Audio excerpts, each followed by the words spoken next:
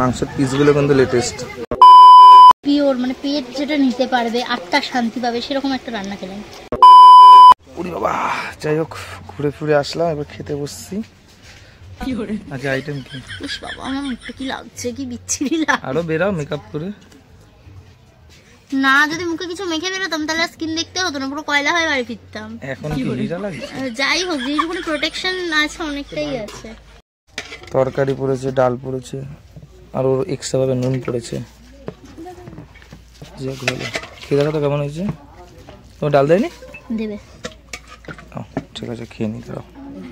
এবার আসছে main item. আহা হা, দেশি মুরগি লাফাচ্ছে লাফাচ্ছে লাফাচ্ছে, ঝরে পড়ছে। মাংসের পিসগুলো কিন্তু লেটেস্ট, পিসটা ছোট কিন্তু সিদ্ধ হয়েছে ভালো। ছেড়ে দেখি একটা মুখ দিয়ে, হাত দিয়ে শিখতে পারবে যা সিদ্ধ আছে। একদম নরম, তো দারুণ।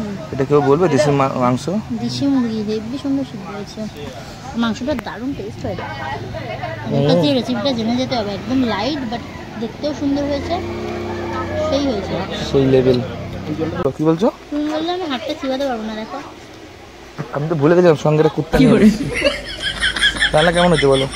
দারুণ হয়েছে, দারুণ, মানে ভীষণ একদম পিওর, মানে পেট যেটা নিতে পারবে, আত্মা শান্তি পাবে, সেরকম একটা রান্না খেলাম।